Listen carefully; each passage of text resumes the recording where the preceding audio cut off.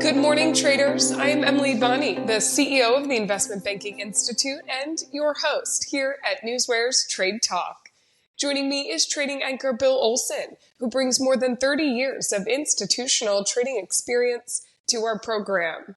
At Trade Talk, we provide the facts, themes, and trading ideas for the day ahead. Today is Monday, October 21st. The Dow and S&P 500 are coming off more record highs this morning after all three major indices posted gains on Friday, extending their winning streaks. The Dow added 36 points or 0.09% and at 43,275 points. The S&P 500 advanced 23 points or 0.4%. The Nasdaq closed up 115 points or 0.63%. Bill, let's get into a new week with what is happening in the markets this morning. Hi, yes. Good morning, Emily. I'm watching the S&Ps. We're flat to lower. We're down 0.02%. So that's essentially flat. Now, this is actually good news because earlier today we were down about 0.3% earlier this morning. So the negative action is going to be prevalent today. You got to keep that in mind. But right now, oh, there it goes. It's down ticking now. It's down 0.34%. So yeah, we're going to have some weakness today. I mean, the big news items today, China, the PBOC lowered two of its short-term lending rates this morning. That was kind of expected. I mentioned that on Friday. What else do we see? Shares of Boeing. Shares of Boeing are higher by 2.74% this morning. They made a deal to end that month-long strike with the union. It's said to be reached, so that's positive for the stock. What are we talking about? Humana. Merger talks between Humana and Cigna have said they're restarted. KVUE, ticker KVUE, Kilo, Victor, Uncle, Edward, Starboard apparently is taking a big stake in the company. Earnings announcement really are, tomorrow's a big day for earnings announcements as we're going to be hearing from the likes of General Electric, General Motors, 3M, Moody's, Lockheed Martin, Raytheon, Verizon and others. So yeah, it's going to be an active day. But let's take a look at what's happening overseas. Let's take a look at the DAX in Germany. It's down 171 points or 0.87% this morning. Producer prices in Germany did fall 1.4% on a yearly basis, due to the weakening energy prices. It's kind of positive, but it's really about waiting on some of these earnings coming out. The FTSE is down 22 points or 0.27%. It would be down lower, except these commodity-related stocks are showing some positive action. The CAC in Paris is down 70 points or 0.93%. We're looking last night in Asia, or early this morning, we showed that the Nikkei fell 27 points or 0.07%. There's an election in Japan this weekend, and then next weekend there was a slight rebound of the yen, which is kind of negative for Japanese equities, but they are essentially flat. Then we're talking Hong Kong. The Hang Seng in Hong Kong fell 1.57% or 325 points. In China, the Shanghai actually rose 0.2%. The Bank of China intensified its efforts to support the economy by lowering its 1 and 5 year loan prime rates by 25 basis points. So that is positive, but it shows you that there is some concern about the Chinese equities. I mean, in Hong Kong, we saw broad-based selling with tech, consumer, and financial sectors all weakening. But then we're taking a look at oil because oil took a hit last week, down over 7%, but today we're seeing some gains in oil. WTI is trading up $1.54 to $70.76, and Brent is at $74.46. Both up, around 2% this morning. The key factors going on here is, China's rate cut. That's viewed as a positive factor for oil demand. Israel, their recent escalation of the military campaign in Lebanon is also a factor.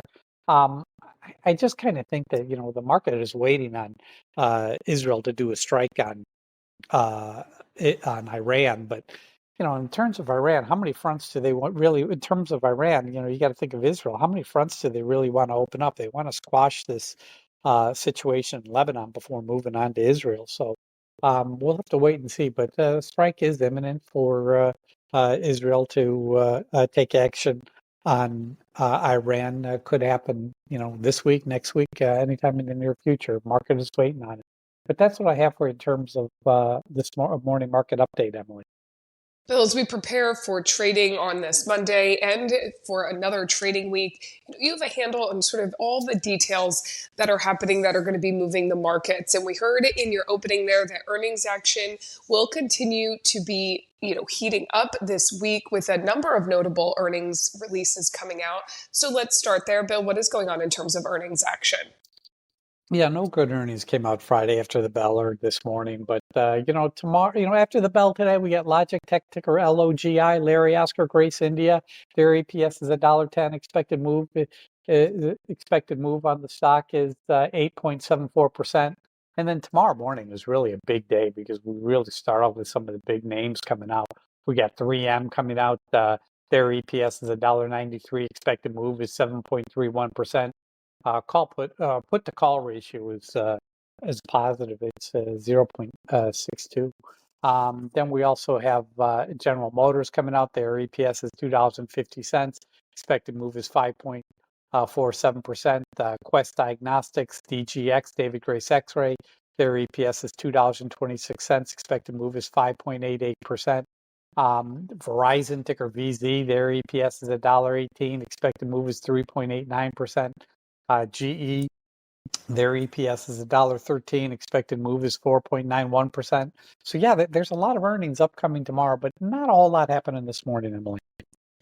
You'll be watching all of that using your NewsWare as they start to come out. You'll be ready when they come out because you have that earnings alert set up. You also have an alert set up for your economic events, and not a ton on terms of reports today, but a bunch of Fed speak to be keeping track of. So, Bill, what is going on in terms of the day's economic events? Well, I'm just looking at the week ahead. I mean, the calendar offers a diverse range of data points that will provide insights into the various sectors of the economy, from manufacturing and housing to consumer sentiment and, of course, earnings. There's an IMF meeting going on this week. That could be something interesting. But in terms of economic reports today, we get the leading indicators coming out at 10 a.m. And then Fed speak, 6:40 a.m. Mary Daly of the San Francisco Fed spoke. At 8:55 a.m., we're going to be hearing from Dallas Fed Bank President Lori Logan. Then at 1 p.m., we're going to be hearing from Minneapolis Fed Bank President Neil Kashkari. And then at 5:05 p.m. Eastern Time, Kansas City Fed Bank President Jeffrey Schmidt will be talking. So, we have a good number of Fed speakers to keep an eye on this morning, Emily. You're keeping track of those earnings, the economic events, and you're still keeping an eye on other types of news using your NewsWare, breaking it down into alerts, looking at things like merger news, shareholders meetings, catalyst calls this morning. You're also looking at your stocks grouped together, like your FANG stocks and your Dow 30 stocks. So, Bill, on this Monday, what else do you see is possibly moving the markets today? I'm just looking at my Dow stocks, doing a quick data check. I got 8 stocks higher. I got 18 lower. That's not really positive. I'm looking at my FANG stocks. I'm seeing some slight gains in Netflix this morning, but that's really it. Everything else is lower. I mean, you look behind the tape, and we're talking Amazon for a second here, because the National Retail Federation expects positive holiday spending this season. They think it should increase from last season between 2.5% to 3.5%, which could be positive for Amazon. I did see Amazon got another price target update this morning. Netflix brokers are continuing to push increases in their price targets on the stock this morning. The stock is flat to higher this morning. Tesla weak this morning. Down 1.32%. Remember, their earnings are coming out Wednesday, and that's where you're going to hear from Elon Musk. You're going to get another update from him. So we're going to have to wait and see how that report comes out. Then we're talking Dow Jones 30 stocks, and we're starting up with Boeing. Boeing's got 2 catalysts this morning. Hey, they appear to have reached an agreement with the striking union. That's positive. And 2, they got a new order from Emirates Sky Cargo for 5 777 freighters. So that's positive. IBM, ticker IBM, introduces Granite 3.0, which is high-performance AI models built for business. That seems positive. In terms of merger news, we're talking Cigna, ticker CI, and Humana, ticker HUM, Henry Uncle Michael. Merger talks between the two have restarted. That's positive. Watch Humana for gains. Then we're talking KenVue, ticker KVUE, hedge fund, Starboard Value. They apparently have taken a big stake in the company. They're looking, for some changes. KenVue makes, Band-Aids, Listerine, and Tylenol. So yeah, we could see some movement in KVUE this morning, Emily. In terms of meetings and shareholder activity going on, there's a big cybersecurity conference that starts today. Could affect Cisco, Honeywell, Palo Alto Networks, Fortnite, stocks like that. And then McCormick, ticker MKC, Michael Kilo Charlie, they're having an investor day tomorrow.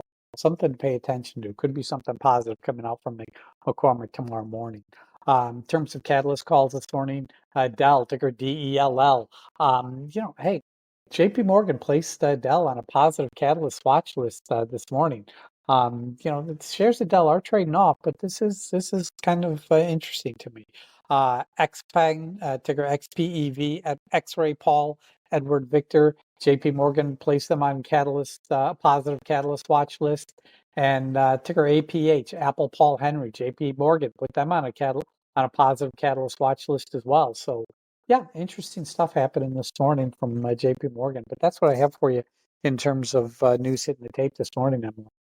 This is the type of data that NewsWare delivers daily. It's factual, it's market moving, and our alerting functions bring it to your attention as it happens. Go to www.newsware.com now and sign up for the trial and see for yourself the benefits that professional Newswire delivers.